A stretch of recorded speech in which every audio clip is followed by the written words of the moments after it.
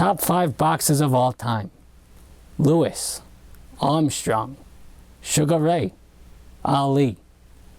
And at the top of them all, Little Mac. One of the greatest underdog stories ever happened in 1987. Little Mac versus Tyson. Little Mac, 17-year-old kid from the Bronx, 4'8" or something, 107 pounds, but he's taking on guys that are 6'6", 237 pounds. The kid had guts.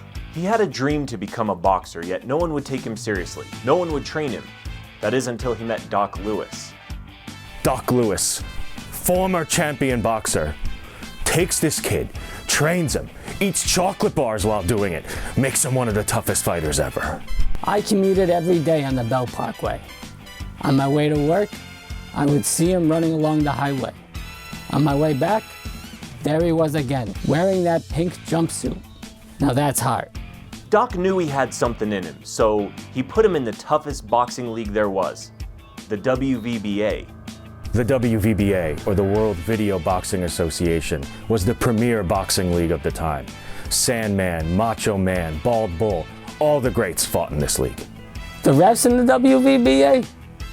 I mean, usually refs look like they're athletic at some point. This guy, he looked like he was a plumber at best, because his calls were shit. The rules in this league were out of control.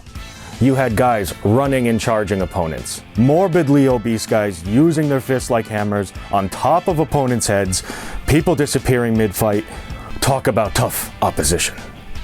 Talk about living up to your own stereotypes. Sushi, kamikaze, Fujiyama, Nipponichi.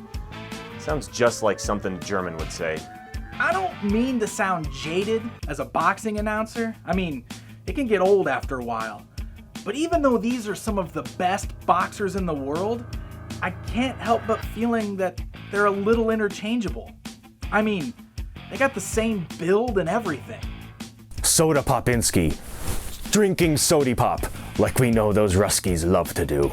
Mac breezed through the minor circuit. I mean, when you're fighting opponents like Glass Joe that are 1 in 99 and you take them down in 42 seconds, you got skill. The Von Kaiser fight? You could tell it wasn't really an interesting match. Just look at the crowd's reaction. He just crushed it in the major circuit fight with Flamenco. When Mac was done with him, the guy needed a hairpiece. It's like the kid could predict what the guys were going to do. Like they were giving him a sign. The kid was hitting them so hard, I mean, the crowd was seeing stars. I heard rumors of a guy in the crowd that was telegraphing Honda's moves to Mac during the World Circuit fight, allowing him to KO him in one punch. But I think that was just a bunch of malarkey. Super Macho Man? Definitely the oldest 27-year-old I've ever seen, but the man had skills, that's for sure. That super spin punch was a thing to be reckoned with. I've never seen a guy twist so fast. I thought Mac was done for during the Super Macho Man fight. But then I saw Doc patting him on the shoulder really fast. And suddenly, I saw the light return to Mac's eyes. I couldn't quite make out what Doc was saying to him, but I think it had something to do with joining the Nintendo Fun Club or something. Whatever that means. It did get Mac out on top, though. It took hard work and dedication. But after 13 fights, Little Mac got his title fight against the Dynamite Kid, Mike Tyson.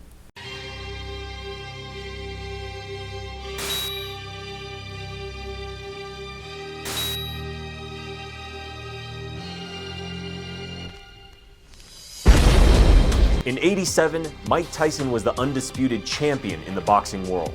Knockout after knockout, the man was a monster. He was fed up with the mediocre challenges in the WBA, so he sought out new challenges in the WVBA. Even in the WVBA, nobody could touch Tyson. So, even with Little Mac's good reputation, he was still the underdog. Little Mac versus Tyson was the most anticipated fight in the history of boxing. Just as a comparison, the Mayweather vs. Pacquiao fight in 2015 was the second highest grossing pay-per-view event, raking in over $400 million. Mac vs. Tyson brought in 3 times that in revenue. That's a lot of coin. Finally, on September 18th, 1987, it was fight time. It wasn't looking good for Mac early on. Tyson took him down in one punch within the first 20 seconds of the fight. It was starting to look like it was going to be a massacre. Somehow Mac gets up, and not 10 seconds later, Tyson takes him down again. Nobody thought he was getting up after that, but by some miracle, he did. After that, something awoke within Mac. Throwing nothing but head punches, Little Mac figured out that the only way to defeat Tyson was to take his time, dodge every punch, and counter. The kid was a genius. You see, Tyson would go hard at his opponents at first. Mac took his time and wore him down. In the third round, it was all over. David took down Goliath. It was damn near biblical. Chip and I had called tons of fights in the past, but nothing compared to the emotion and excitement that we felt that night. It was like we won the fight. It was that type of excitement. Everything was fine after the fight. Tyson even congratulated the kid on his finger speed, whatever that means. After that, Tyson lost his license to fight in the WVBA due to some legal issues. He went nuts. Put your mother in the straight jacket, you punk ass white boy. Come here and tell me that if I you in your you punk white boy. The loss for Tyson was too much. The guy started boxing in outer space.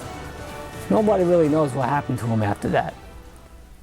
Shortly after that, Mac retired and forfeit the belt. He was still only 17. He had a long career ahead of him, but he just gave it up. I was shocked. No one knew what was going on. I asked him after he retired, why did he leave so early? He said he achieved everything he set out to do. Fame, fortune, none of it had to do with why he entered boxing in the first place. He just wanted to prove to himself that he could do it, that he could be a champion. Now, if that's not a true champion, I don't know what is. But I do know there'll never be another Little Mac.